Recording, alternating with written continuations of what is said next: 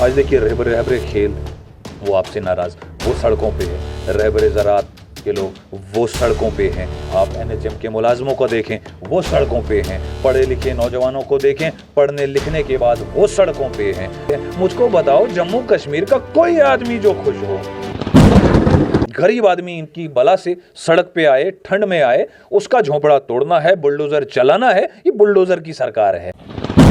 आज शुभम और राशिद चौधरी भाई भाई नहीं है। हाँ, मैं मान गया आपकी बात, जो आप इशारों में बोलना चाहते हैं ना, तो मैं आपकी वसादत से लोगों तक भी लूंगा कि judiciary is fully influenced by Bharatiya Janata party. हाल ही में हमने देखा उत्तराखंड में भी एक लैंड ऑर्डर आया था, पर्टिकुलरली एक तबके को लेकर। उसी किस्म का जम्मू कश्मीर में भी एक ऑर्डर चल पड़ा स्टेट लैंड का वापस लेने का। जम्मू कश्मीर की मैं बात करूं, स्टेट लैंड की, कहीं ना कहीं पॉलिटिकल पार्टीज कुछ उसके विरोध में भी उतरी। तो आज मेरे साथ राशिद चौधरी साहब है। सबसे पहले आपका स्वागत है राशिद चौधरी साहब। शुक्रिया Shubham ji, thank you very much. मैं जनता को बता दूं कि ये अगर देखा जाए पॉलिटिकल एक काफ़ी बड़ी हस्ती हैं भद्रवाह से। सर, आप इसको कैसे देखते हैं जो ये स्टेट लैंड का ऑर्डर निकला कि बार वापस ली जाए? देखिए शुभम जी, आप इस ऑर्डर की बात कर रहे हैं। मैं अगर बात करूं कि पूरा भारतीय जनता पार्टी का जो दौरे इक़्तिदार है, जितनी देर से भारतीय जनता पार्टी इक़्तिदार में है, जम्मू कश्मीर में भी मैं कहूँगा कि भारतीय जनता पार्टी ही इक़्तिदार में है, अगरचे मरकज़ में है और यहाँ पे अगरचे लेफ्टिनेंट गवर्नर इंतज़ामिया है जम्मू कश्मीर में, लेकिन लेफ्टिनेंट गवर्नर इंतज़ामिया जो है वो भारतीय जनता पार्टी की दिशा निर्देशों के अनुसार काम कर रहा है। भारतीय जनता पार्टी की हाँ में हाँ मिलाई जा रही है और जो भी कोई हुक्मनामे जारी होते हैं वो मैं कहूँगा भारतीय जनता पार्टी की जानिब से ही आते हैं, क्योंकि हर हुक्मनामे में जिस तरह से ये लैंड के लिए इस वक्त आ गया कि लोगों को सड़कों पे लाया जाए, लोगों ने जो अपने आशियाने बनाए हैं, अपने घरों के छत डाले हैं थोड़ी थोड़ी ज़मीन पे, जिस ज़मीनों पे 50 सालों से लोग यहाँ पे रह रहे हैं, उन ज़मीनों से उनको हटाने का काम जो इस वक्त जो आदेश भारतीय जनता पार्टी की तरफ से आया है, मैं इसलिए कह रहा हूँ ये भारतीय जनता पार्टी का आदेश इसलिए कह रहा हूँ क्योंकि उस आदेश में अभी तक हमने देखा है कि भारतीय जनता पार्टी के लोगों का कोई स्टेटमेंट अपने लोगों के ऊपर आज तक नहीं आया। आर्मी की ज़मीन की बात करिए, फॉरेस्ट लैंड की बात करिए, स्टेट लैंड की बात करिए, रोशनी एक्ट की बात करिए, चाहे जिन भी चीज़ों की बात करिए, तो भारतीय जनता पार्टी के जो नेता हैं, भारतीय जनता पार्टी के जितने भी यहाँ विधायक रहे हैं या नेता हैं, उन लोगों की आप अगर देखेंगे इस वक्त तो सैकड़ों कनाल ज़मीनें भारतीय जनता पार्टी के लोगों के पास भी हैं, लेकिन उस पर कोई बात नहीं कर रहा है। इस बिल की अगर मैं बात करूँगा, इस ऑर्डर की अगर मैं बात करूँगा, तो मेरे हिसाब से मैं मुख्तसर अल्फाज में इसका यही कहूँगा कि जिस तरह से भारतीय जनता पार्टी को हम हमेशा से कहते हैं कि ये गरीब विरोधी पार्टी है, गरीबों के खिलाफ पार्टी है, गरीबों को ख़त्म करने के लिए इनका वजूद में आई है, उसी तरह मैं कहूँगा ये ऑर्डर जो है ये गरीब विरोधी ऑर्डर है। राशिद साहब, मैं एक बात समझना चाहता हूँ कि एक तो लीगल राइट है इंसान का रहने का, एक कॉन्स्टिट्यूशनल राइट भी होता है, राइट टू शेल्टर। बिल्कुल, मैं शुभम जी आपको वही बता रहा हूँ। आप राइट टू शेल्टर की बात कर रहे हैं, मैं आर्टिकल 19A की बात करूँगा, पर यहाँ पे तो इम्प्लीमेंट दिख ही नहीं रहा। वही उसी चीज़ पे मैं आ रहा हूँ। आप बता रहे हैं कि कॉन्स्टिट्यूशनल राइट की बात कर रहे हैं, कहाँ पे है कॉन्स्टिट्यूशन? कॉन्स्टिट्यूशन ऑफ इंडिया को भारतीय जनता पार्टी हर दिन आए दिन पामाल करती है हुजूर। मैं इसको इसलिए मैंने उत्तराखंड की एग्जांपल इसलिए दी क्योंकि वहां पे एक धर्म को टारगेट कर रहे थे। अब इसको भी कहीं ना कहीं एक धार्मिक मुद्दा का वो आप बोल सकते हैं शेप देने की कोशिश कर रहे हैं। देखिए, मैं इतना गहराई में तो जाना नहीं चाहूँगा शुभम जी। आपको उत्तराखंड की आपने बात की है, मैं इस वक्त जम्मू कश्मीर की बात कर रहा हूँ और being a citizen of this Jammu and Kashmir union territory of Jammu and Kashmir में बात करूँगा जम्मू और कश्मीर का हालत जो है ना इस वक्त, पोलराइजेशन की आप अगर बात कर रहे हैं, आप अगर धार्मिक मुद्दे की बात कर रहे हैं, तो इस रियासत को पोलराइज तो बहुत बुरी तरह कर दिया है, इसमें कोई दो राह नहीं है, इसमें कोई शक नहीं है, शक और शुबे की कोई गुंजाइश नहीं है। आज शुभम और राशिद चौधरी भाई भाई नहीं है, आज इंसानों को मजहब के नाम पे बांट चुका है और ये बांटा भारतीय जनता पार्टी नहीं है। देखिए, अपनी सियासत करने के लिए इन्होंने लोगों को आपस में बांटा है, धर्मों को बांटा है, लोगों को लोगों से लड़ाया है। इनकी राजनीति, इनकी सियासत चलती इन्हीं मुद्दों पे है। मंदिर और मस्जिद की राजनीति चलती है। गरीब सड़क पे आए, सर्दी का आलम है, 31 जनवरी तक लास्ट डेट दी गई है। लोगों को ये सुविधा दे रही है भारतीय जनता पार्टी कि गरीब सड़क पे आ जाए, वो मर जाए, ठिठुर जाए ठंड में, इतनी सर्दी है, कड़ाके की सर्दी पड़ी हुई है, लेकिन लोग, गरीब लोग सड़क पे आ जाए, इनको कोई फर्क नहीं पड़ता। ये भारतीय जनता पार्टी ने भी एसटी मोर्चा का जो लीडर है वो आगे किया, उन्होंने बोला एसटी मोर्चा वालों ने लेटर दिया जी एलजी को कि कहीं पे ऐसा नहीं होगा। अब देखिए इनकी कथनी और करनी के अंदर इतना तजाद है, कोई हिसाब नहीं है। आपको याद होगा 370 आर्टिकल 370 की एब्रोगेशन जिस दिन हुई थी, रात तक लोगों को एक रिस्पॉन्सिबल आदमी, लेफ्टिनेंट गवर्नर जम्मू कश्मीर के, ये स्टेटमेंट दे रहे थे, आपकी वसादत से ये स्टेटमेंट दे रहे थे कि 370 के साथ किसी किस्म की छेड़छाड़ नहीं हो रही। 370 तो लिया जम्मू कश्मीर से रियासत का दर्जा तक ले लिया। इनकी कथनी और करनी में बहुत तजाद है, इनके कॉल और फेल के अंदर बहुत तजाद है। हाल ही में हमने सुना कि वो गए थे दिल्ली शिकायत करने, एलजी साहब हमारी बात नहीं सुनते, वहां से भी डांट खा के आए हैं ये। देखिए ये बहुत मज़ाहिया बात है कि दिल्ली में गए थे कि लेफ्टिनेंट गवर्नर साहब इनकी बात नहीं सुनते हैं। ये बड़ा बदकिस्मती का आलम है।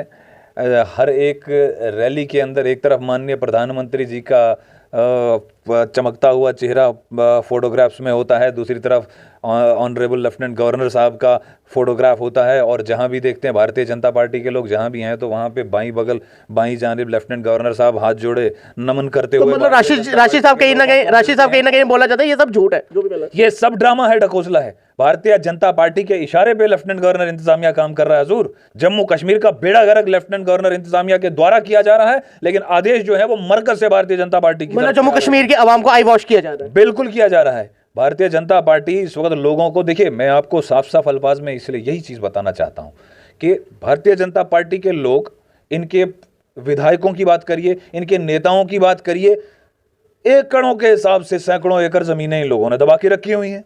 सरकारी आवास इन लोगों ने अभी तक दबा के रखे हुए हैं। बिजली का किराया ये लोग नहीं देते, पानी का किराया ये लोग नहीं देता, सुख सुविधाएं इनको बराबर मिल रही हैं, लेकिन बाकी लोगों के खिलाफ ये एकदम कानून लेके आते हैं। इनके लिए कोई आवाज नहीं उठाते। वहां पे इनको नहीं दिख रहा है हमदर्दी लोगों की। वहां पे तो देखिए भारतीय जनता पार्टी की सरकार जो है ना, जैसे कहा जाता है ना हमेशा ये अंबानी और अडानी की सरकार है, ये सूट बूट बाबुओं की सरकार है, वही जम्मू कश्मीर में भी हमें इन्होंने नज़ारे दिखाए हैं। इतने बरसों से भारतीय जनता पार्टी ने, जो हमने पिछले गुज़िश्ता 70 सालों में नहीं देखा था हाल, इन लोगों ने हम लोगों को वो सारी पिक्चर दिखा दी मेरे दोस्त, पूरे नज़ारे दिखा दिए। नज़ारे ये हैं कि ये सूट बूट वाले की सरकार है। गरीब आदमी को और ज़्यादा गरीब करने की साजिश है। गरीब आदमी इनकी बला से सड़क पे आए, ठंड में आए, उसका झोंपड़ा तोड़ना है, बुलडोज़र चलाना है। ये बुलडोज़र की सरकार है। और बुलडोज़र चलता कहाँ है? आप बाहर भी देख लें, पूरे हिंदुस्तान के अंदर, बैरून रियासत भी आप देख लें, गरीब आदमी की झोंपड़ी पे चढ़ेगा।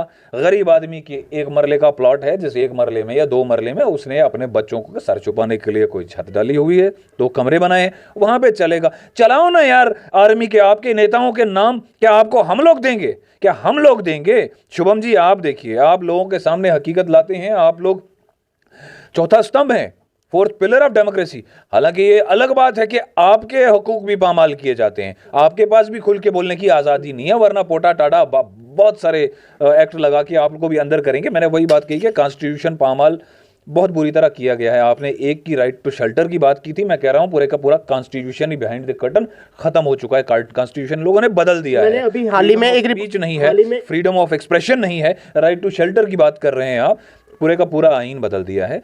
तो मैं वही आपको बता रहा हूं, फेवरेबल पॉलिसी देखने को मिलती है। मैं जुरिस्डिक्शन की एक बात मैं अपनी बात मुकम्मल करना चाहता हूं शुभम भाई। मैं सिर्फ ये बता रहा था आपको कि क्या आप लोगों को नहीं पता है कि हम लोग नाम दें इनको, इनके ब्यूरोक्रेट्स को हम लोग नाम दें कि भारतीय जनता पार्टी के किस नेता के पास रोशनी एक्ट के तहत कितनी एकड़ जमीन है? किस भारतीय जनता पार्टी के फॉर्मर विधायक ने, किस फॉर्मर मंत्री ने आर्मी डिफेंस लैंड पे अपना मकान, अपनी कोठी तामीर की है? क्या हमें बताना पड़ेगा कि कितने कनाल जमीन तुम्हारे किस विधायक के पास है जिसने बेची है?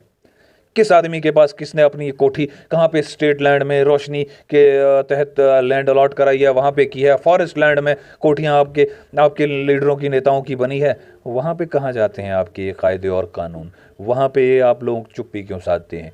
आप लोग लिस्ट लाते हैं, आपको सिर्फ अपोजिशन के लीडर्स की ज़मीनें दिखती हैं। बिल्कुल है, ले लीजिए, उनसे कोई फ़र्क नहीं पड़ता है। अगर चोरी की है, सरकारी ज़मीन पे काबिज अगर हुए हैं, बड़े बड़े मगरमच्छों की बात की जाए तो बेहतर है, समझ आती है।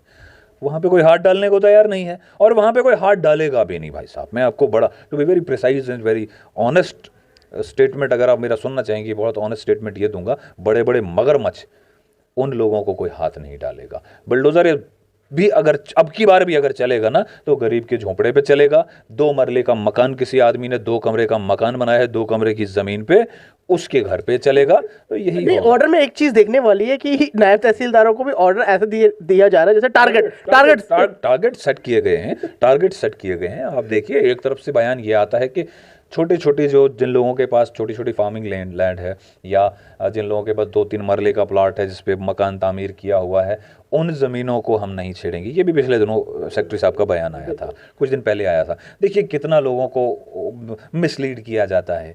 एक तरफ से सेक्रेटरी साहब का ये आता है बयान, ये स्टेटमेंट आता है, और दूसरी तरफ से आपके तहसीलदारान हर एक जगह से हमने देखा नोटिस जारी कर रहे हैं।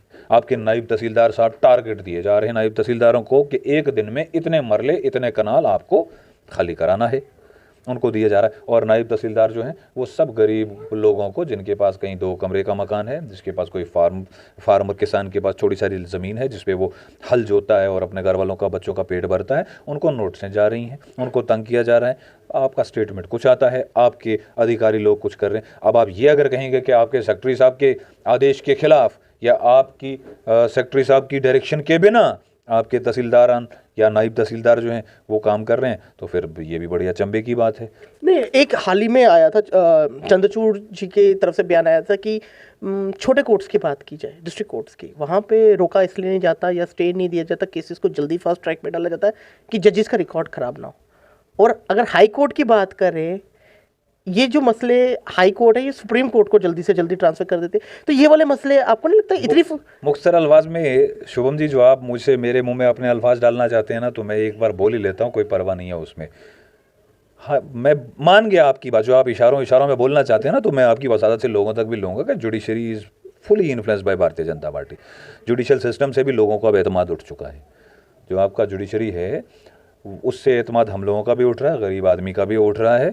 हमने देखा है क्या हो रहा है, जुडिशरी किस तरीके से काम कर रही है। वो ऑटोनोमस बॉडीज़ और बाकी चीज़ें जो हैं वो सब चीज़ें हट चुकी हैं। अब भारतीय जनता पार्टी के आदेश के अनुसार ही काम जुडिशरी भी करती है, तो इसलिए वहाँ से भी लोगों को एतमाद हट चुका है। मैं मुख्तसर सिर्फ यही बात करना चाहूँगा इसको कि हम दाएँ बाएँ की, मैं एक शेर की वसादत से एक पैगाम, तू यहाँ वहाँ की ना बात कर, तू बता के काफिला क्यों लुटा। मुझे राहजनों से गिला नहीं, तेरी राहबरी का सवाल है। भारतीय जनता पार्टी के लिए आपकी वसादत से एक सवाल करना चाहता हूँ कि जिस दिन भारतीय जनता पार्टी यहाँ पे वोट मांग रही थी लोगों को, गरीबों के उद्धार की बात हुई थी, दफ़ा 370 के लिए ये कहा जा रहा था कि 370 को एब्रोगेट करने के बाद यहाँ पे जो है, जैसे फरहाद ने दूध की नहरें बहा दी थी ना इश्क में, तो भारतीय जनता पार्टी के भी वैसे ही बयान आते थे कि दूध की नहरें बहा देंगे इश्क में, जम्मू कश्मीर के लोगों की, गरीबों के साथ जो इश्क है भारतीय जनता पार्टी को, तो वो बहा देंगे, इंटीग्रल पार्ट ऑफ इंडिया बनाएंगे, एक विधान, एक प्रधान, एक निशान।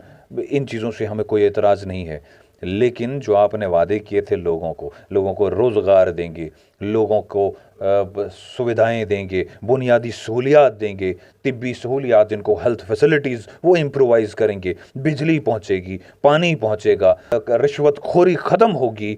मुख्तसर ये था कि डेमोक्रेसी बहाल होगी, कॉन्स्टिट्यूशन बहाल होगा, क्योंकि ये सब चीज़ें कॉन्स्टिट्यूशन ऑफ इंडिया जो है वो वादा करता है गरीब आदमी से, हर हिंदुस्तान के शहरी से, इन सब सुख सुविधाओं का। तो हमें लगा था कि और स्ट्रांग होगा, डेमोक्रेसी बहाल होगी जम्मू कश्मीर में।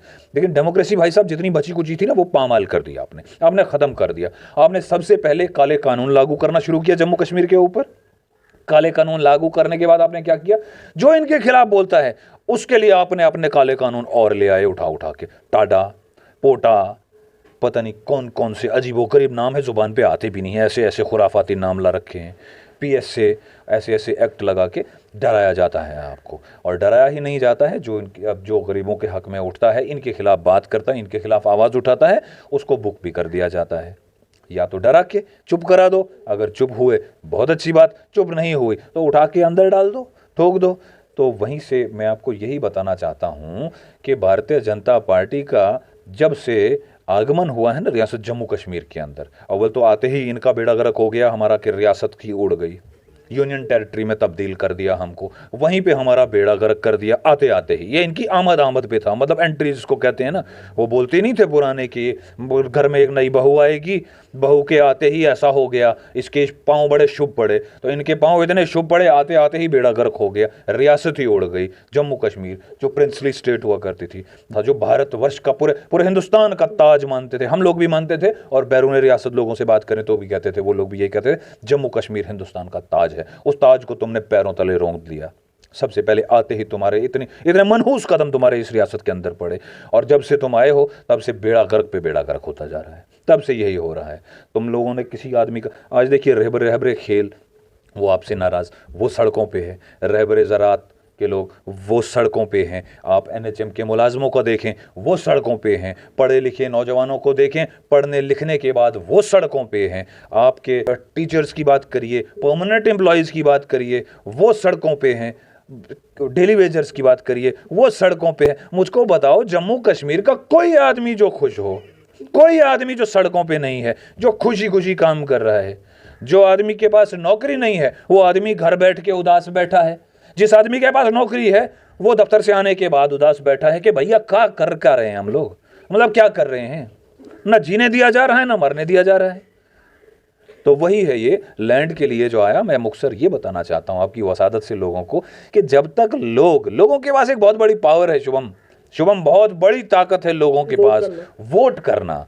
वोट किसको करना? डेवलपमेंट पे वोट करना, मजहब के नाम पे, धर्म के। मैंने तो एक बार पहले भी आपसे भी शायद बात की थी, और बहुत बार मैं ये बात करता हूं कि ऐसा होना चाहिए कि कोई भी पॉलिटिकल पार्टी अगर धर्म का टॉपिक, मजहबी टॉपिक, मजहबी एजेंडा, मजहबी मुद्दा, इन मुद्दों को सियासी तकरीर में लाए या सियासत का एक वो बनाए, अपने मैनिफेस्टो में वैसी वैसी चीजें लाए, तो मेरे हिसाब से उनका फॉर्म ही रिजेक्ट होना चाहिए।